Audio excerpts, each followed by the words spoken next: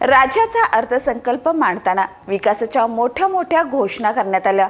मात्र कोल्हापूरच्या दृष्टीने पाहिलं तर चित्र काहीसं मिश्र आहे. एकीकडे कोल्हापूर आणि सांगली जिल्ह्यातील महापूर नियंत्रणासाठी तब्बल 2240 कोटी रुपयाची तरतूद करण्यात आली आहे.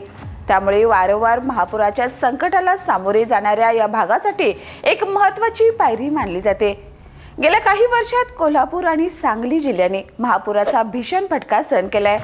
2019च्या महापुराने तर या परिसरातील जनजीवन अक्षरशः विस्कळीत केलं होतं. त्या पार्श्वभूमीवर तात्पुरत्या उपाययोजनेऐवजी कायमस्वरूपी पूर नियंत्रण आराखडा तयार करण्याची मागणी सातत्याने होत होती. तज्ज्ञ समित्या, केंद्रीय पथकाची पाहणी आणि विविध तांत्रिक अभ्यासानंतर हा प्रकल्प आकाराला आलाय.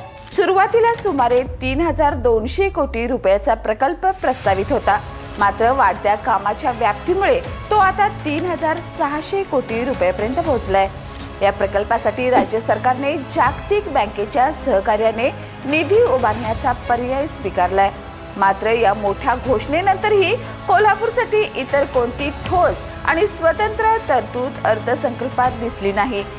राज्यातील इतर शहरांसाठी विकासाच्या विविध योजना जाहीर होत असताना ऐतिहासिक आणि औद्योगिक दृष्ट्या महत्त्वाच्या कोल्हापूरकडे पुन्हा एकदा दुय्यम नजरेने पाहिले गेले का, असा सवाल इथे उपस्थित होतोय. दरम्यान राज्य सरकारने प्रत्येक जिल्ह्यात सूक्ष्म, लघु आणि मध्यम उद्योगांसाठी विशेष केंद्र स्थापन करण्याची घोषणा केली आहे. त्या अनुषंगाने कोल्हापुरातही हे केंद्र उभारलं जाणार आहे. पारंपरिक उद्योग, कॉस्टिंग इंडस्ट्री, ऑटोमोबाईल घटक निर्मिती आणि कृषीपूरक उद्योगांसाठी ओळख असलेल्या कोल्हापूरला या केंद्रामुळे काही प्रमाणात चालना मिळू शकते. मात्र त्यासाठी प्रभावी अंमलबजावणी आणि स्थानिक उद्योगांना प्रत्यक्ष मदत मिळणं अत्यंत गरजेचं ठरणार आहे. याशिवाय राज्य शासनाने 5860 कोटी रुपयाची सांडपाणी व्यवस्थापन आणि पुनर्वापर प्रकल्पाची घोषणा केली आहे. योग्य प्रयत्न झाले तर या प्रकल्पातून कोल्हापूर शहरालाही मोठा फायदा होऊ शकतो. शहरातील सांडपाण्यामुळे पंचगंगा नदी आणि रंकाळा तलाव मोठ्या प्रमाणात प्रदूषित होत असल्याची समस्या अनेक वर्षापासून अधोरेखित होत आहे. सध्या शहरातील अनेक भागात ड्रेनेज व्यवस्था अपुरी आहे. अमृत योजनेतून काही कामं सुरू असली तरी शहराचा मोठा भाग अजूनही ड्रेनेज लाईन पासून वंचित आहे.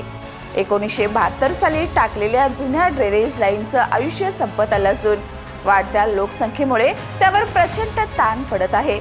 परिणामी अनेक ठिकाणी ड्रेनेज तुंबणं, सांडपाणी रस्त्यावर वाहणं आणि ते नाल्यातून नदीत मिसळणे ही गंभीर समस्या निर्माण झाली आहे.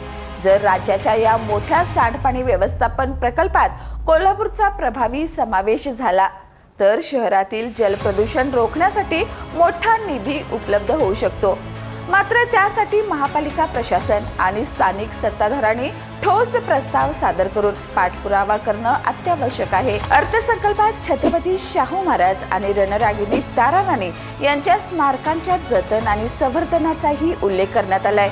तसेच युनेस्कोच्या यादीत समाविष्ट असलेल्या पन्हाळगडावरील विविध विकास कामासाठीही निधी देण्याची घोषणा करण्यात आली आहे. पर्यटन आणि ऐतिहासिक वारसा जपण्यासाठी ही पावले निश्चितच महत्त्वाची आहेत.